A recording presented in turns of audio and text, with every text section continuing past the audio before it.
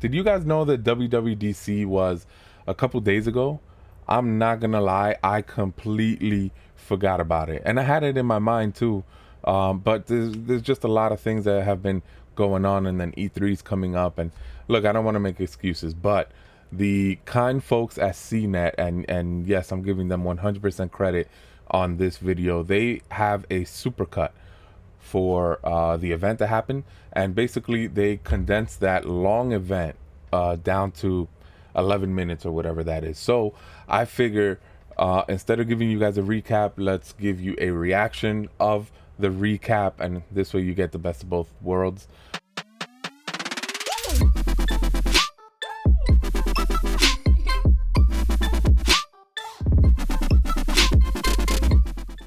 So before we begin, just a friendly reminder, hit that sub button, share with a buddy or two, comment below, and like.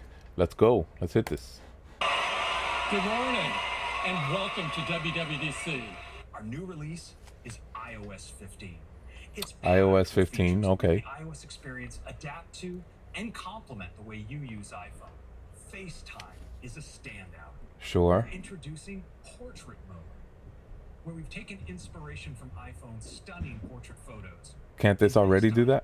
Portrait mode blurs the background and okay, so they added bokeh.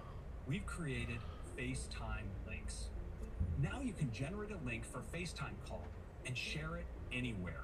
And it's not just Apple devices that can use a FaceTime link to join your call. Your friends with Android and Windows oh, interesting. So FaceTime finally comes to Android.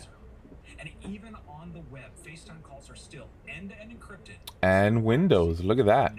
Although it's not full FaceTime, I guess. I mean, it probably is, but it's through a web browser. That's interesting. With SharePlay, you could bring that album right into the conversation. SharePlay. All you need to do is press play in Apple Music, and you can choose to listen together. And like magic, high-quality music playback will start in sync for everyone on the call. And you're still connected with FaceTime while listening. Okay, okay, sure. Jump to a streaming app and press play.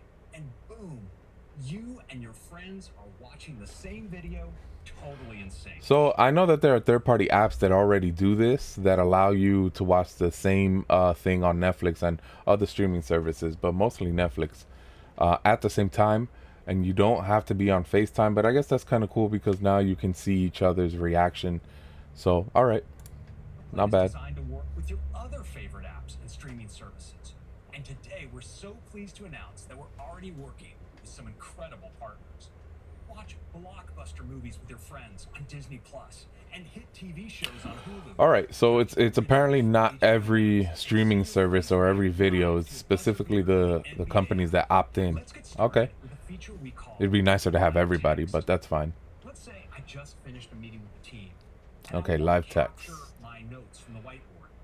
I can now just point the camera at the whiteboard, and an indicator appears here in the lower right. When I tap it, the text just jumps right out. I can use my normal text selection gestures. Just drag and copy. I mean, this is kind of cool, but I actually think this already exists on Google. How cool is that? Google can do this. I don't remember what's the name of the app, but I'm pretty sure that they can do this. In your photo library. And it understands 7 languages, including simplified and Sure. traditional Chinese. Okay. And works across iPhone, iPad, and Mac. With the Apple Wallet app, we set Okay. out to replace your physical wallet. With iOS 15, we're bringing keys for your everyday places to wallet, starting with where you live. All right. The fastest, most secure way to unlock. So the keys, I know they started doing that with the cars from last year's WWDC. I guess this year they're adding homes. Can homes do this already? I thought that they could already. Maybe they're bringing it into one unified location. So we're bringing identity cards to Apple Wallet. This fall, you'll just scan your driver's license or state ID Wow. in participating U.S. states. It's that easy. Your ID information is now in Wallet. All right, let me just stop it real quick. So this is pretty interesting. I have been hearing for a long time now that all of our identification is going to go digital. It's basically one place where you have your license, your passport, your social security, and everything that could identify you. And this way, if you travel anywhere, They actually have cameras with face detection, and it'll sort of sync up with this storage or this ID, this virtual ID that you have, and identify you. So it'll be a lot quicker getting in and out of airports and things like that. I don't know if necessarily airports will adopt this so quickly, but I know cruise lines, maybe coming in and out of the borders and things like that might help things get a little faster. But it's nice to see that this is coming to Apple Wallet, and it's probably going to come to the Google Wallet and all that, and the Samsung one. So that's nice, but it's nice to see it here. Encrypted and safely stored in the secure element, the same hardware technology that makes Apple Pay private and secure.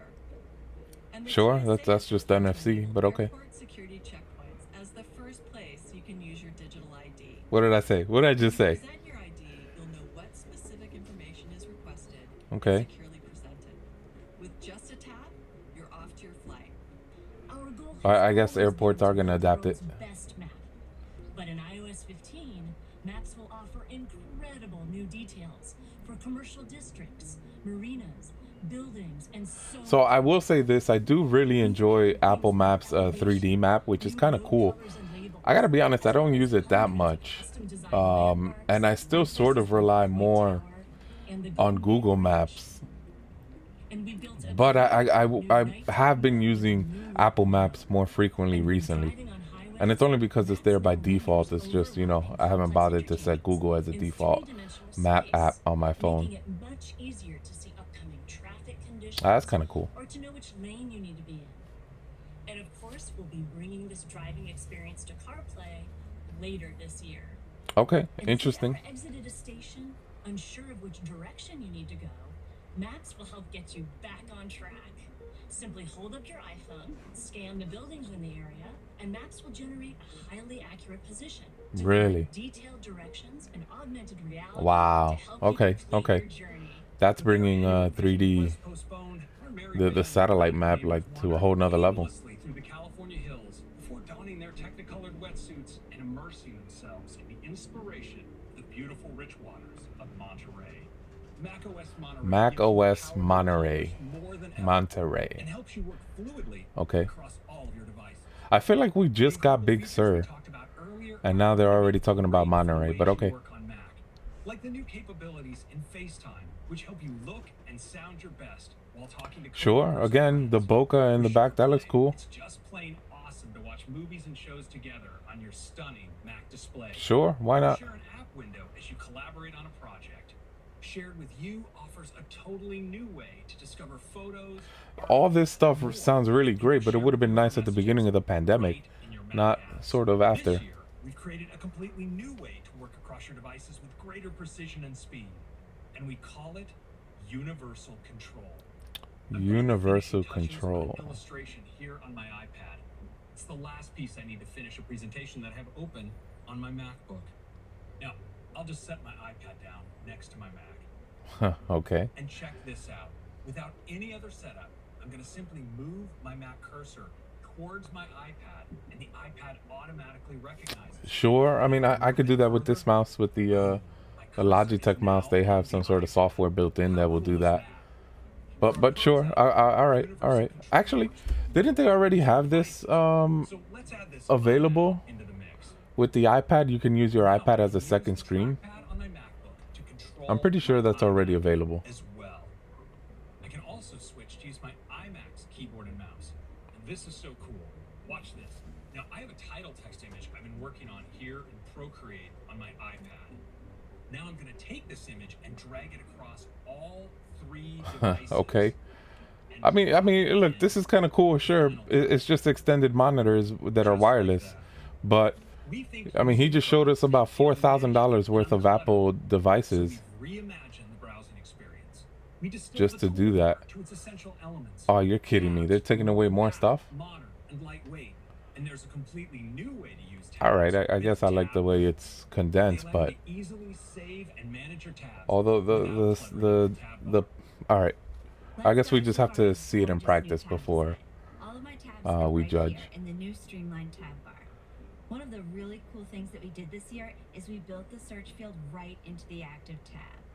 Safari is more space efficient than ever, and I can see more of the page. I can Sure, click on the you app get to about see the half an page's inch full more. address, Sure. and then I can search right from here. Readers Okay. in the tab bar When could you I not search from there? Everything else is right here in the More menu. Check this out. As I switch tabs, the tab bar takes on the color of the site that I'm viewing, so Okay. it feels like a part of the page. It looks beautiful. Okay.